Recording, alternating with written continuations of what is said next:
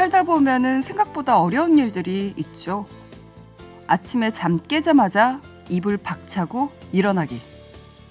오늘 너무 힘들었습니다. 적당히 배부를 때 수저 놓기. 밥 먹고 바로 설거지하기. 퇴근하자마자 손발 씻고 화장 지우기. 너무 힘듭니다. 그리고 취미가 독서인데 독서를 취미생활로 하기.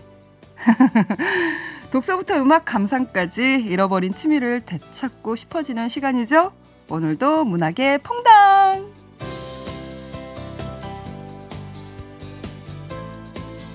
책과 음악이 있는 미니 북콘서트 문학의 퐁당. 오늘은 소설가 심윤경 작가님과 함께합니다. 안녕하세요. 안녕하세요. 네, 반갑습니다. 저희 퐁당 가족들한테 인사 좀 부탁드릴게요. 예, 저에게는 굉장히 오랜만에 특별한 아침 외출입니다. 이렇게 만나게 돼서 반갑습니다. 아침에 보통 이 시간에는 뭐 하세요? 저는 출퇴근하는 사람이 아니니까 보통은 집에 있죠. 그래서 오늘 저에게는 굉장히 이른 시간에 길에 나서니까 굉장히 기분이 새롭더라고요. 새로웠나요? 사람들이 정말 많구나.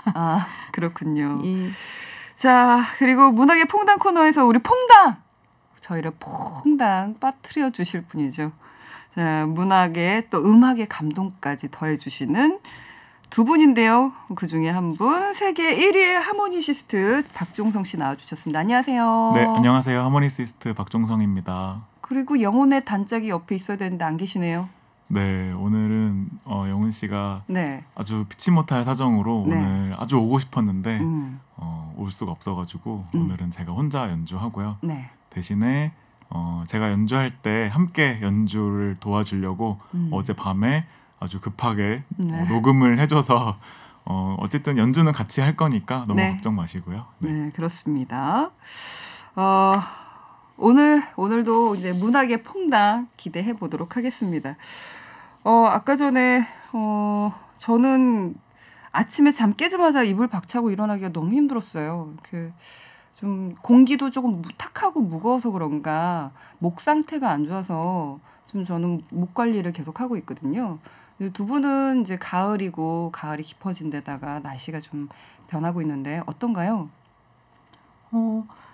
누구나 그렇듯이 요새 이번 1년은 그 이전까지의 시간들하고 다르게 지내고 있잖아요. 맞아요. 그래서 저 역시 적응하느라 좀 힘이 들었는데 오히려 이렇게 다른 방식으로 조금 잘 살아보려고 노력을 하다 보니까 이번 가을에 작은 가까운 곳에서 단풍도 보고 나무도 보고 그런 시간들을 오히려 지난해보다 많이 가진 것 같아요. 그래서 변화를 주는 것이 좋구나 그런 생각도 했습니다. 이렇게 우리의 시선은 먼 곳을 향할 때도 있고 가까운 곳을 향할 때도 있고 누군가를 또 향할 때도 있는데 그동안은 나의 삶이 좀 먼 곳을 바라보면서 빨리 가야 되겠다 저 곳을 그래서 막 달려갔다면 지금은 잠깐 좀 천천히 혹은 멈추면서 좀 내 주변, 내 발 밑, 내 주변의 하늘 뭐 이런 나의 가까운 친구들의 마음들을 좀 둘러보는 그런 시간이 되지 않았나라는 생각이 문득 드네요. 예, 멀리 많은 것을 추구할 수 없는 환경이 주어졌는데 그 덕에 오히려 내 주변에 항상 있었으나 그 가치를 누리지 않았던 것들과 좋은 시간을 보낼 수 있는 기회도 됐어요. 네. 요즘 특별히 혹시 꽂혀있는 음악이 있을까요, 작가님? 아까 전에 오시자마자 지난주에 강성은 시인님 나오셨잖아요.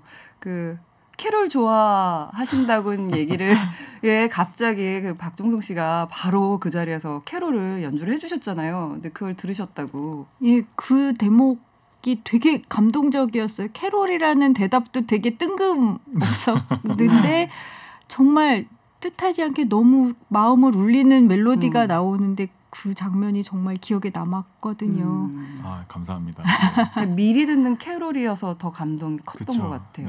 크리스마스는 좀 누구나 기분 좋아지게 하는 그런 힘이 있는데 벌써 크리스마스가 다가오나 이런 생각이 들면서 캐롤은 항상 좀 우리에게 즐거움을 주는 것 같습니다.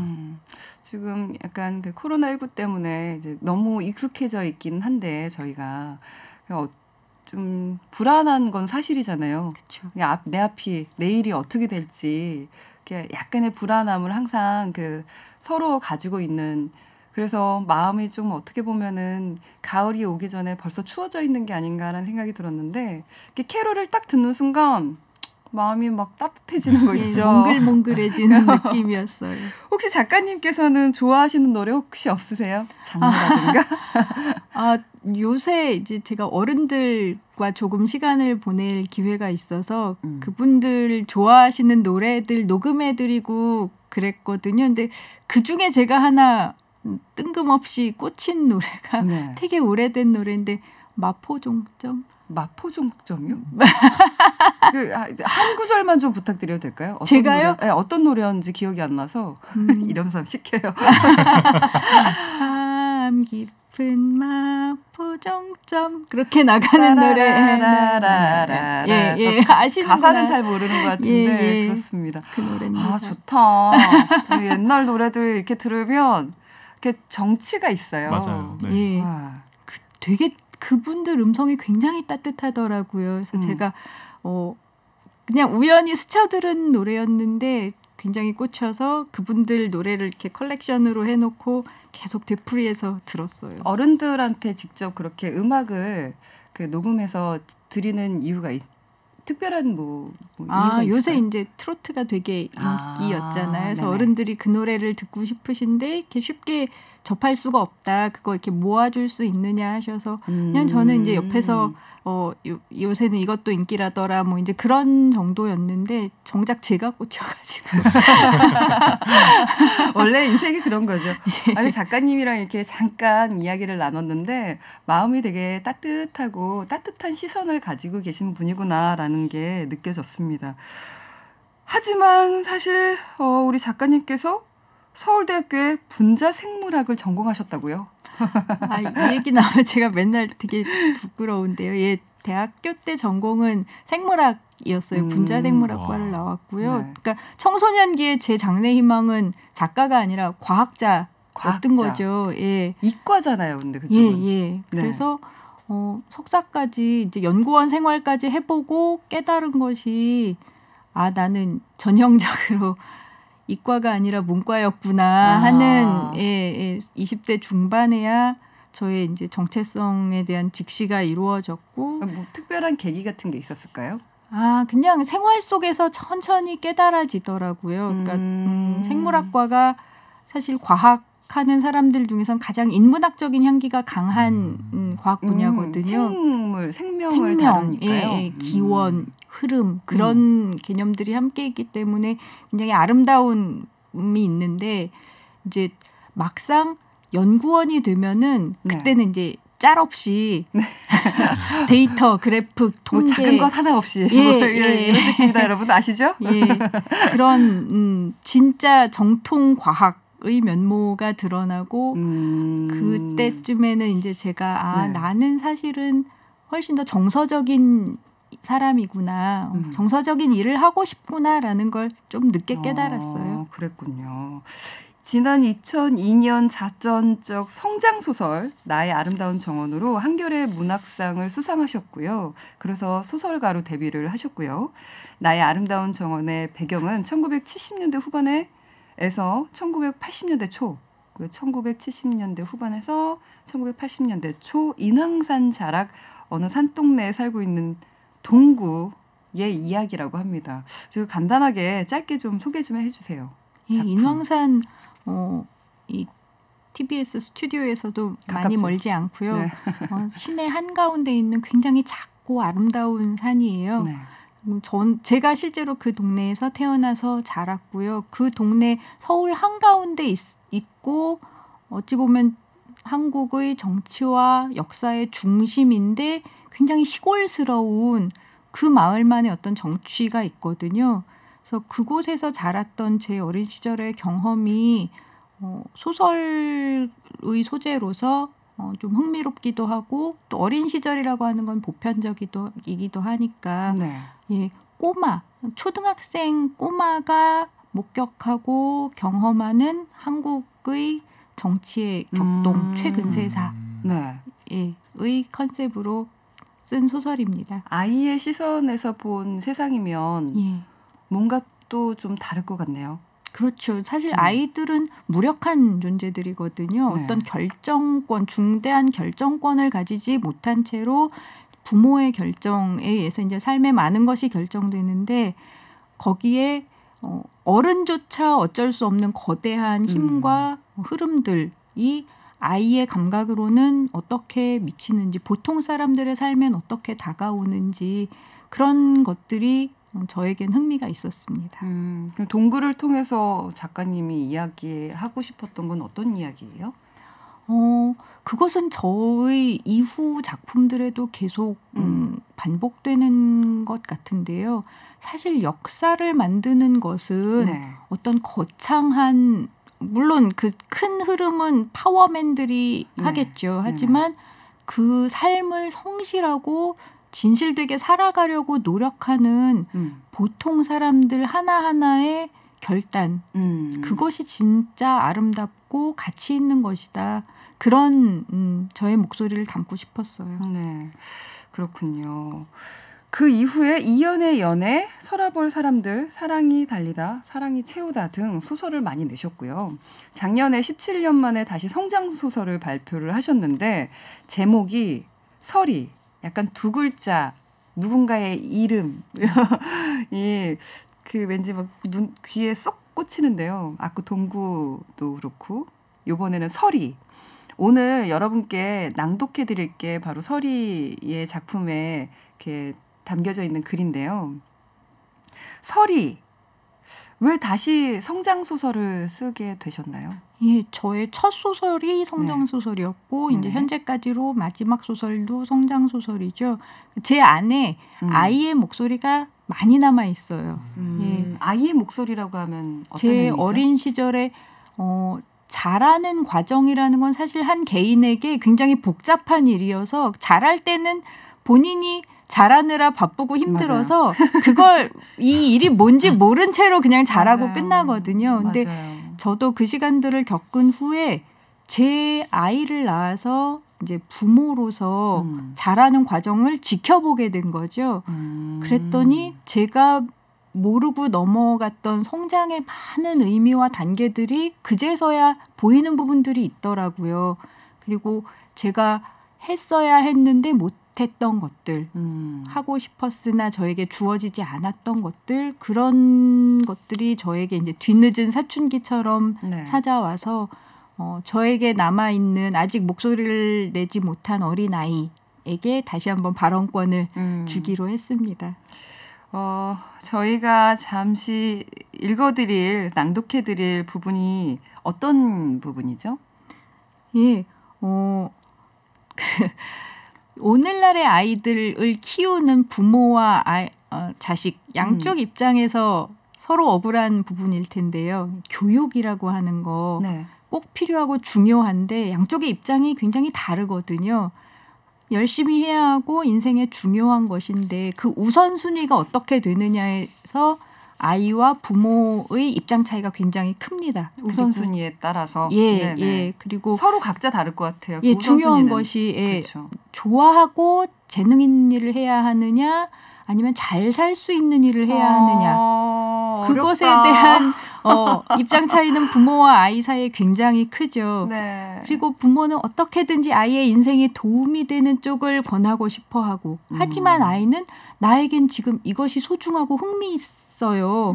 나에게 중요한 일을 하래매요. 나 이 일이 나에게 중요하다고요. 라고 말하면 이제 부모님과 아이가 서로 쟤는 정말 이해할 수가 없어. 저분들은 왜 저러실까? 그런 순간이 되고 마는 거죠. 그 한 대목입니다. 한 대목을 여러분께 낭독을 해드리도록 하겠습니다. 오늘은 특별히 남자 역할이 필요해요. 왜 웃으시세요? 남자 역할이 필요합니다. 아버지 역할이 곽 선생님 역할이 필요해서 박종성 씨께서 좀 도와주실 거예요. 제가 진짜 아무리 큰 무대에서 연주해도 별로 안 떠는 편인데 오늘 굉장히 긴장됩니다. 연주보다 지금 이 작품을 제가 잘 전달해 드릴 수 있을지 기대하도록 하겠습니다. 서리와 시현 그리고 곽 선생님이 나오는데요. 그 관계도를 좀 짧게 소개 좀 부탁드릴게요. 예, 서리는 고아 소녀예요. 굉장히 똑똑하고 촉망받는 아이여서 우리나라에서 가장 모범적이고 선망하는 학교에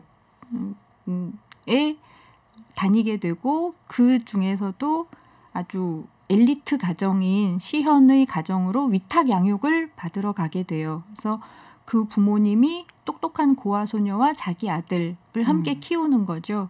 그리고 아들을 키우느라 몹시 속을 썩고 있었던 이 부모님은 똑똑한 고아 소녀에게서 자기 아들이 좋은 영향을 받길 바랍니다. 그리고 서리가 집에 온 첫 가족 외식을 하러 나가서 멋진 바닷가재 테이블에서 생일 파티를 하면서 이루어지는 대화예요. 서리와 시현 그리고 그의 부모님이 함께하고 있습니다. 이 장면에서는 서리는 그냥 나레이션만 하네요. 예, 서리는 지켜보는 시선으로 존재해요. 그렇습니다.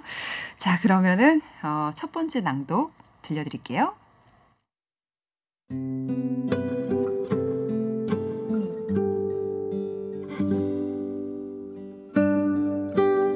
우리는 우리나라에서 가장 높은 건물에 있는 레스토랑으로 향했다. 창밖으로 길게 늘어진 강물에 저녁 햇살이 반짝였고 한강을 가로지르는 여러 개의 다리들이 한눈에 들어왔다. 붉고 노란 단풍이 강가를 뒤덮고 있었다. 이 레스토랑의 가장 전망 좋은 테이블이 바로 우리 것이었다. 나는 누구나 눈이 휘둥그레지도록 아름다운 세 사람과 함께 자리에 앉았다. 아름다운 풍경과 공간은 사람을 행복하게 하는 힘이 있는 것 같았다. 곽은태 선생님은 모처럼 환하게 웃으셨다. 시연도 모처럼 기분이 좋아 보였다. 레스토랑 예약을 담당한 시연 엄마의 얼굴도 활짝 펴졌다. 벌써 가을이네. 시간 참 빠르다. 고초등학교 졸업하면 벌써 중학생이라니. 시연아, 중학생 될 준비 잘 하고 있지? 응. 어떻게 준비하고 있는데? 잘. 시연아, 싱겁게 대답하지 말고. 점점점. 예술 발표회 날 아빠 올 거야? 마지막 공연이잖아. 아빠 올 수 있어? 날짜 보고. 26일이야. 지난번 말했잖아. 26일? 그날은 딥브레인 영재고 특별반 선발고사 보는 날이잖아. 공연 끝나고 가면 되잖아. 에이, 그래도 중요한 날인데 공연에 신경 쓰느라 시험에 집중할 수 있겠어? 아, 진짜. 됐어. 시연은 금세 사나워진 시선을 창밖으로 던져버렸다.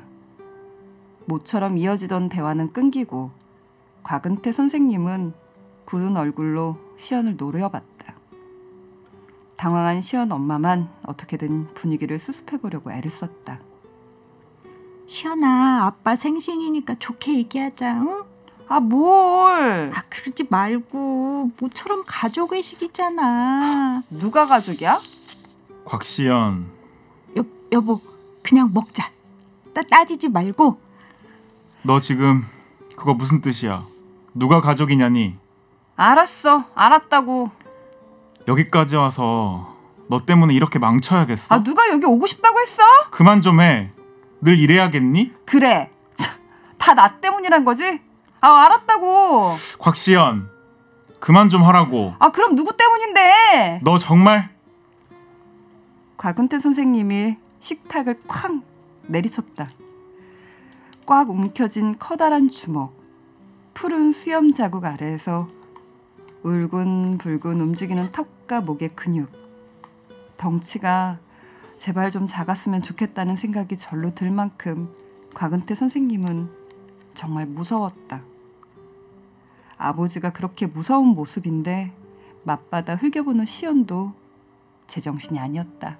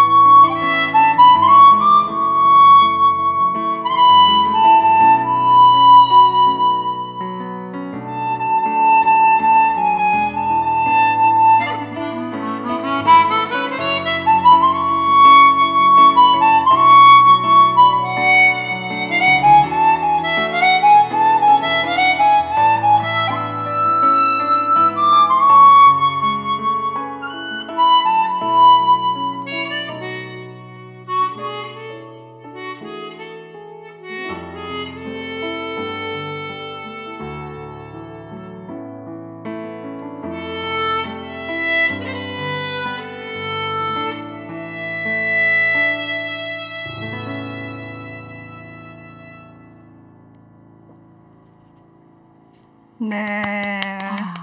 아, 좋다. 그렇습니다. 낭독에 이어서 박종성 씨 그리고 조영훈 씨가 연주를 이어드렸는데요. 네. 어떤 음악이었죠? 네, 이 곡은 이적님의 네. 거짓말, 거짓말, 거짓말이라는 네. 곡이었는데요. 이 설이라는 주인공이 그 이름이 붙여진 계기가 있었잖아요. 네. 한방눈이 내리는 새해 아침 보육원의 음식물 쓰레기통 안에서 발견된 아이.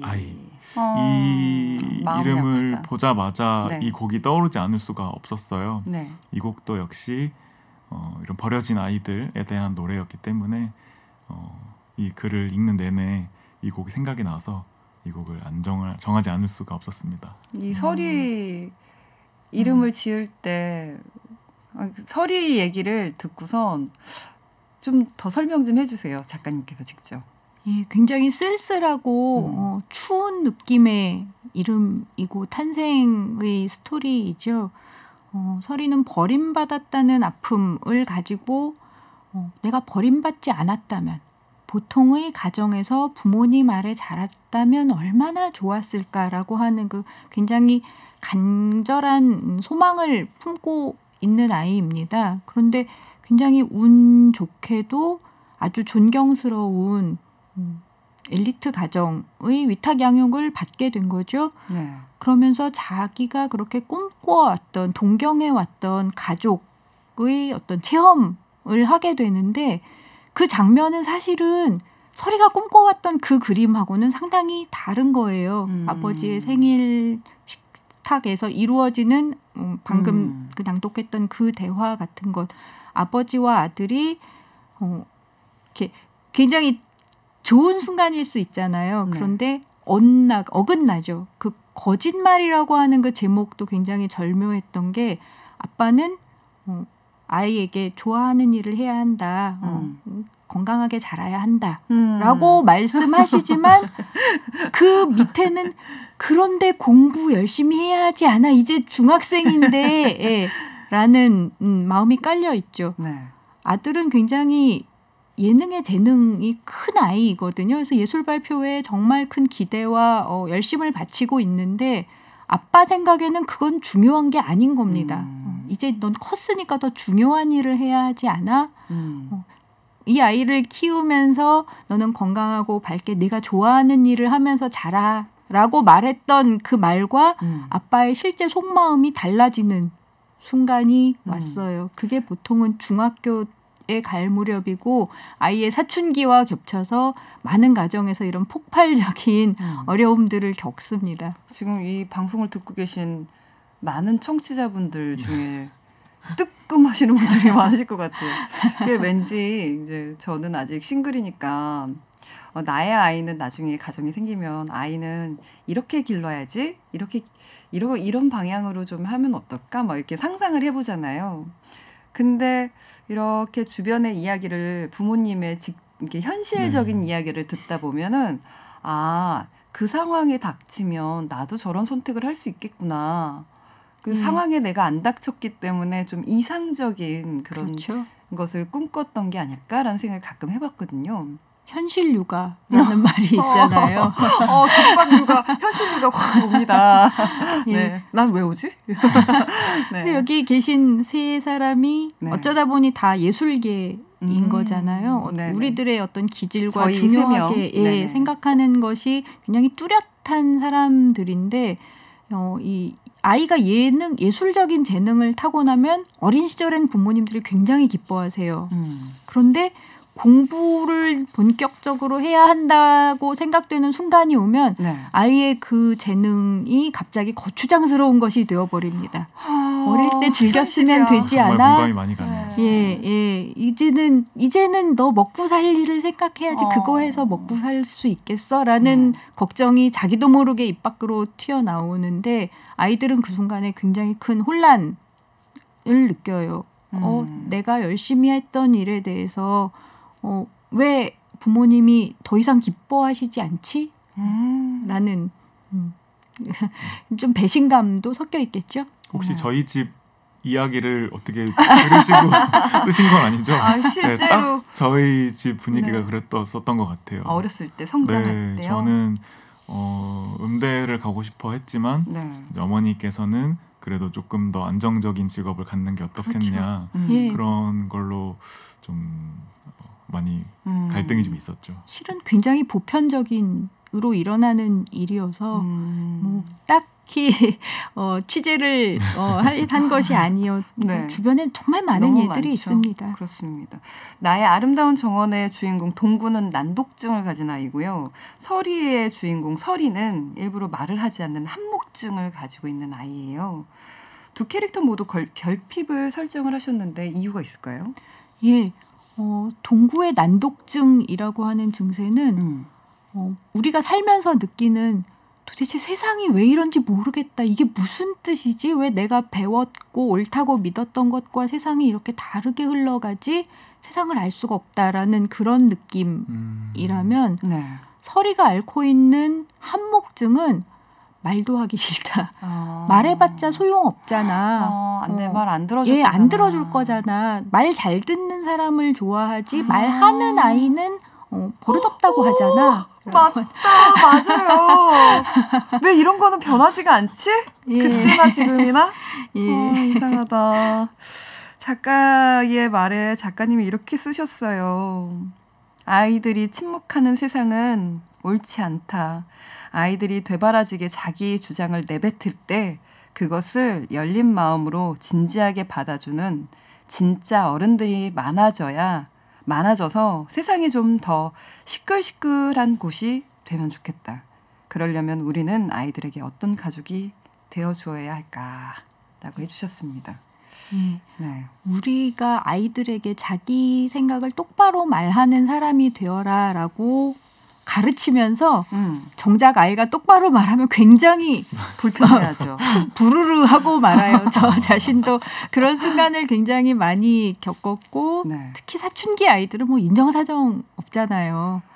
그 순간에 이제 얘한테 예의와 버릇을 가르쳐야 해. 이제 그런 생각이 들고 마는데 네. 사실 듣는 사람을 배려해서 조리정연하게 말할 수 있는 그런 것은 좀 더 큰 다음에 아이가 대화의 기술을 좀 더 연마한 다음에 이룰 수 있는 단계이고 네. 이 단계의 아이들은 거칠고 정제되지 않은 형식으로 말할 수밖에 없거든요. 아직 그 실력이 거기까지밖에 안 자랐기 때문에 그래서 그 아이들의 말하는 형식의 부적절함 을 문제 삼아서는 이 아이들이 진짜 말하고 싶은 내용의 절박함에 귀를 닫아버리게 되더라고요. 네. 그러니까 어른이 해야 하는 일은 좀 괘씸한데 그래도 네가 말하려는 게 이거구나라고 헤아려 주는 것이었던 것 같아요. 네. 아이의 모든 행동은 옳다. 그러니 제 나름의 열고. 이유가 있다. 네, 제 나름의 이유가 있다. 이제 마지막 낭독을 해드려야 될 시간이 왔습니다. 작가님 오늘 함께해 주셔서 감사합니다. 자, 이게 마지막 저희가 낭독해드릴 부분은요. 이모가 설이에게 무조건적인 신뢰를 보여주는 장면이에요. 이 장면 낭독해드리면서 연주로는 어떤 곡이죠? 오늘 두 번째로 준비한 곡은 네. 슈만의 트로이메라이 어린이 정경을 네. 준비했습니다. 이 낭독과 함께 저희 셋은 모두 물러가도록 하겠습니다. 오늘 작가님 함께해 주셔서 감사합니다. 저도 즐거웠습니다. 감사합니다. 감사합니다.